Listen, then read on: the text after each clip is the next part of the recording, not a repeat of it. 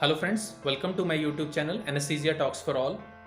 दोस्तों, spinal anaesthesia के बारे में आपने पहले भी कई वीडियोस भी देखे होंगे और मैंने भी कई वीडियोस पोस्ट किए हैं रिगार्डिंग स्पाइनल एनेस्थीसिया, ये किस तरीके से दिया जाता है, इसमें क्या क्या होता है, और आपने भी वो वीडियोस काफ़ी देखे हैं। लेकिन आज जो मैं रिगार्डिंग स्पाइनल एनेस्थीसिया जिसके बारे में बात करने जा रहा हूँ, उससे लोग काफ़ी डरते हैं, वो है स्पाइनल निडल्स के बारे में। रिसेंटली मैंने काफ़ी ऑब्जर्व किया, कुछ पेशेंट्स जो हैं जैसे ही ओटी टेबल पर आते हैं वो मेरी तरफ देखते हैं कि निडल दिखाइए सर, हमें कौन सी निडल लगाओगे, हमें तो कितनी मोटी निडल होगी, कितनी लंबी निडल होगी। इस टाइप से वो काफ़ी ज़्यादा उनकी क्वेरी होती है और काफ़ी ज़्यादा वो डरे हुए होते हैं इसी वजह से कि भी निडल बहुत ज़्यादा मोटी होगी और हमें बहुत ज़्यादा पेन होगा, इस तरीके से। तो आज मैंने ये सोचा कि आज मैं अपना एक वीडियो बनाता हूँ जिसमें हम केवल स्पाइनल निडल्स के बारे में बात करेंगे कि कौन कौन सी निडल्स अवेलेबल हैं मार्केट में और हम यूजुअली कौन सी निडल्स लगाते हैं। तो आइए शुरू करते हैं। फ्रेंड्स, स्पाइनल एनेस्थीसिया देने के लिए एक निडल यूज़ होती है जिसको हम स्पाइनल निडल बोलते हैं। ये डिफरेंट साइजेस की निडल्स आती हैं, जैसे आप ये पिक्चर में भी देख पा रहे होंगे। इनके गेजेस होते हैं, बेसिकली जो थिकनेस वाइज इनकी जो बोर होता है इनके उसके हिसाब से इनकी गेजेस होती हैं। जैसे अगर मैं आपको बताऊं कि 23 गेज होता है, 25 गेज होता है, 26 गेज होता है। जो मेनली जो 3 needles for spinal anaesthesia use होती हैं वो यही वाली निडल्स होती हैं। इनके कलर्स भी होते हैं, जैसे 23 गेज थोड़ा सा ग्रीनिश होती है, 25 गेज जो होती है वो ऑरेंज कलर की निडल होती है जिसके पीछे ऑरेंज कलर का होता है, और 26 गेज होती है वो उसके पीछे ब्राउन कलर का होता है। तो ये 3 निडल्स जो हैं वो मोस्टली यूज़ होती हैं। अब इसमें से अगर आप देखें, अगर आप ऑब्जर्व कर पाएँ इस पिक्चर में, जो 23 गेज की निडल है वो थोड़ी मोटी है। जैसे जैसे गेज बढ़ती जाएगी उस तरीके से उसकी जो फाइननेस है या वो थिकनेस है वो कम होती जाती है। अगर आप देखें कि 16 गेज 18 गेज की नीडल्स भी अवेलेबल होते हैं, लेकिन वो बहुत ज़्यादा मोटी होती हैं, वो बहुत ही ज़्यादा थिक होती हैं, उनके अलग यूज़ होते हैं। फॉर स्पाइनल एनेस्थीसिया जो मेनली यूज़ होती हैं वो 23 गेज, 25 गेज और 26 गेज। 23 गेज जो निडल है वो थोड़ी सी मोटी होती है, उससे पतली 25 गेज होती है और उससे और भी ज़्यादा पतली 26 गेज होती है। हालांकि कुछ जगह पे 27 गेज निडल भी अवेलेबल है, लेकिन मोस्टली जो निडल्स अवेलेबल होती हैं डिफरेंट सेंटर्स पे वो यही वाली निडल्स अवेलेबल होते हैं। अब इनमें से कौन सी निडल यूज़ करते हैं, जो एनेस्थेटिस्ट डॉक्टर होते हैं वो कौन सी निडल यूज़ करते हैं, वो हर एक का अपना अपना होता है। कई लोग 23 गेज से लगाना पसंद करते हैं, कई लोग 25 गेज से लगाना पसंद करते हैं, और कुछ एक लोग जो हैं वो 26 गेज से लगाना पसंद करते हैं। It depends on the expertise. इसमें एक्सपर्टाइज क्यों यूज़ होता है मैं आपको बताता हूँ कि इसमें एक्सपर्टाइज वाली क्या बात है। क्योंकि जो 23 गेज की निडल है वो, जैसे मैंने आपको बताया कि थोड़ी सी मोटी होती है, और जैसे जैसे गेज बढ़ता जाता है यानी 25 गेज 26 गेज, उतना ही निडल फाइन होती जाती है, उतना ही निडल पतली होती जाती है। तो थोड़ी मोटी निडल से स्पाइनल इंजेक्शन लगाना वो इजी होता है एज़ कम्पेयर टू जो पतली वाली जो निडल होती है।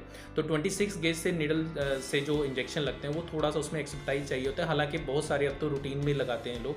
मैं अपनी जहाँ भी मैं फॉलो करता हूँ, जहाँ भी मैं जाता हूँ, वहाँ पे 26 गेज निडल से स्पाइनल एनेस्थीसिया मैं देता हूँ। इसके बहुत सारे एडवांटेजेस होते हैं। मैं पहले आपको एडवांटेजेस बता देता हूँ, फिर आपको उसके बारे में आगे बताऊँगा कि 26 गेज निडल लगाने से खासकर जो मैं इसमें आपको ऐड करना चाहूँगा, जो सिजेरियन पेशेंट है, जो प्रेग्नेंट पेशेंट है, उसके लिए बहुत ही ज़्यादा एडवांटेजेस होता है। क्योंकि अगर आप इमेजिन करें कि जिस पेशेंट का पहला सिजेरियन होना है, उसको ये लगेगा कि उसका एक्सपीरियंस जो है वो अच्छा होना चाहिए, ताकि अगर वो सेकंड टाइम आए तो वो घबराए नहीं, डरे नहीं। अगर कोई पेशेंट फर्स्ट टाइम सिजेरियन में अगर उसको बहुत ज़्यादा पेन हो जाती है, बहुत ज़्यादा दिक्कत हो जाती है, तो वो जब उसको सेकंड टाइम अगर वो प्रेग्नेंट होती है तो उसको बहुत डर लगेगा कि अगर मेरा सिजेरियन हुआ तो मेरा तो पहला जो एक्सपीरियंस था वो बहुत ज़्यादा ख़राब था, और दोबारा से फिर से वैसा ही इंजेक्शन लगेगा और मेरे को पेन होएगी और ये सब दिक्कत। तो इसलिए मेरी थोड़ी सी टेंडेंसी ये रहती है कि जो प्राइमरी पेशेंट, जिसको हम पहला प्रेग्नेंट, जो पहला बच्चा होता है जिसका, उस पर बहुत ही ज़्यादा ध्यान से दिया जाए, ताकि उसका जो सेकंड अगर वो आए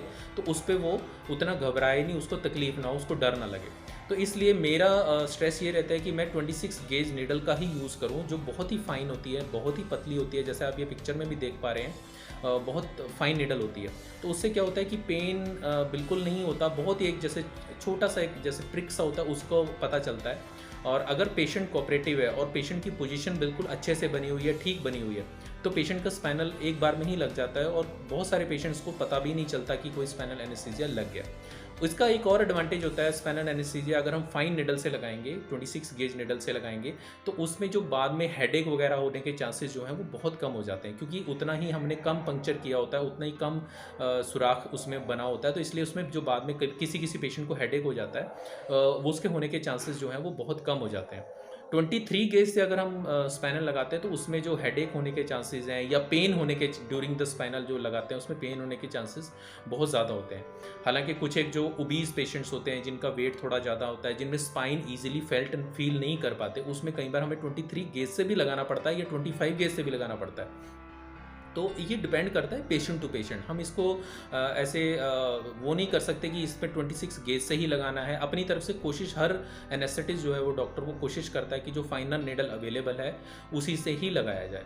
तो इसमें जैसे मैंने आपको ये सारी डिटेल्स इसके बारे में बता दी हैं। अब जब भी आपका कभी कोई सर्जरी होती है तो आप अपने एनेस्थेटिस्ट डॉक्टर से, जब आपकी पीएससी होती है, प्री एनेस्थीसिया चेकअप होता है, उसमें आप एनेस्थीसिया डॉक्टर से बात कर सकते हैं कि सर जब मेरा, अगर पहले तो आप उनसे ये पूछ सकते हैं कि मेरा कौन से एनेस्थीसिया में जो ऑपरेशन होना है, जो भी कोई ऑपरेशन होना है वो कौन से एनेस्थीसिया में होना है। वो बताएंगे आपको कि जनरल एनेस्थीसिया में होना है या स्पाइनल एनेस्थीसिया में। अगर स्पाइनल एनेस्थीसिया वो बोलते हैं तो आपको उनसे बात करनी है कि सर स्पाइनल एनेस्थीसिया के लिए अगर आप करेंगे तो मेरे लिए कौन सी नीडल आप यूज़ करेंगे, तो वो आपको बताएंगे। या आप उनको अपना सजेस्ट कर सकते हो कि सर मेरे को मेरे को दिक्कत, मेरे को पेन बहुत ज़्यादा होता है या मेरे को डर लगता है, तो इसलिए अगर आप पॉसिबल हो आपके लिए तो आप जो फाइनेस्ट नीडल अवेलेबल है जो भी आपके पास, आप कृपया उससे ट्राई करें, तो वो डेफिनेटली आपकी बात सुनेंगे। हालांकि जो मेरा मानना है, जो मैंने देखा है आजकल सब जगह 25 या 26 गेज नीडल का ही यूज़ कर रहे हैं, क्योंकि अभी सभी के पास ऑलमोस्ट जितने भी लोग एनेस्थेटिस्ट डॉक्टर्स आते हैं वो सब एक्सपर्टाइज उनका बहुत अच्छा होता है और वो खुद ही कोशिश करते हैं कि फाइनेस्ट जो नीडल है वो अवेलेबल है वही यूज़ की जाए। तो इस चीज़ से आपने घबराना बिल्कुल नहीं है स्पाइनल एनेस्थीसिया से, क्योंकि अब नीडल्स जैसा मैंने आपको सारी डिटेल दे दी है, पूरा फाइन नीडल्स अवेलेबल हैं। अब कोई ऐसी दिक्कत नहीं होगी। मैं आपको एक छोटा सा इंसिडेंस अभी बताता हूँ। अभी रिसेंटली एक पेशेंट आया, उसकी कोई सर्जरी होनी थी, शायद हर्निया को कोई सर्जरी होनी थी। यंग मेल था, वो अराउंड 24-25 ईयर्स का मेल था। वो इतना ज़्यादा पैनिक हुआ था जैसे ही वो ऑपरेशन थिएटर के अंदर घुसा, क्योंकि मैं सामने खड़ा था, तो वो ट्रैम्बलिंग था, ऐसे ऐसे कांप रहा था, मतलब उसके हाथ कांप रहे थे। मुझे लगा कि मतलब कोई और प्रॉब्लम हो, तो वो कहते नहीं सर मुझे बहुत ज़्यादा डर लग रहा है, मेरे को स्पाइनल एनेस्थीसिया से बहुत डर लग रहा है। तो मैंने उसको थोड़ा काम डाउन किया और थोड़ा पैसिफाई किया और उसको फिर पोजीशन वगैरह बनाई। मैंने उसको सारा एक्सप्लेन किया। जब भी मेरा ये रहता है कि जब भी आपको स्पाइनल एनेस्थीसिया देना है पहले मैं एक्सप्लेन करूँ कि क्या करने लगा है, डायरेक्टली आपको इंजेक्शन ना लगा दो। तो मैंने उसको एक्सप्लेन किया, सारा कुछ किया। तो लेकिन उसकी ट्रेमलिंग, वो शिवरिंग अभी भी हो रही थी उसको, लेकिन थोड़ा सा पैसिफाई हुआ। जब तक वो नहीं हुआ तब तक मैंने कुछ किया नहीं, तब तक आराम से वो बैठाया, उसको काम डाउन किया। फिर मैंने जब उसको इंजेक्शन कर लगाने की मैं आई तो मैंने उसको इंजेक्शन लगाया 26 गेज से, जो सबसे फाइनेस्ट निडल है। तो उसको पता भी नहीं चला कि मेरे इंजेक्शन लग गया है। वो इतना उसको कोई पेन भी नहीं हुआ और वो ईजिली आराम से लग गया। जब मैंने इंजेक्शन लगा दिया, मैंने दवाई भी दे दी उसमें से, मेडिसिन एनेस्थीसिया देने के लिए। उसके बाद वो मैंने उसे बोला कि अब आप लेट जाइए। तो वो बोला कि सर इंजेक्शन तो लगा दो। तो मैंने कहा इंजेक्शन तो आपको लग गया है। वो कहते सर मेरे को तो पता ही नहीं चला कि इंजेक्शन लगा है। तो मैंने कहा आप टेंशन ना लें, यही जो इंजेक्शन लगना था वो आपके लग चुका है, अब आप लेट जाएं।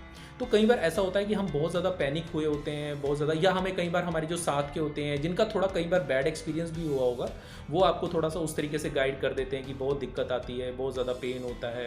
तो ऐसा हर केस में नहीं होता, किसी किसी पेशेंट में हो सकता है, जैसे किसी में पोजीशन सही ना बनी हो या किसी का थोड़ा ओबेसिटी ज़्यादा हो, थोड़ा वेट ज़्यादा हो, उसमें कई बार स्पाइन फील नहीं होती, तो उसमें ऐसे केस में स्पाइनल इंजेक्शन में डेफिनेटली दिक्कत आती है। बट ऐसा हर केस में नहीं है। हम इस चीज़ को लेके नहीं चल सकते कि अगर उस पेशेंट को स्पाइनल एनेस्थीसिया में पेन हुआ था या दिक्कत हुई तो मुझे भी ऐसे ही सेम टू सेम दिक्कत होगी। तो उम्मीद है आपको ये मेरा वीडियो पसंद आया होगा। इससे संबंधित आपको कोई भी डाउट हो या क्वेरी हो तो आप प्लीज़ कमेंट सेक्शन में ज़रूर लिखें और मेरे चैनल को सब्सक्राइब करना ना भूलें। बहुत बहुत धन्यवाद।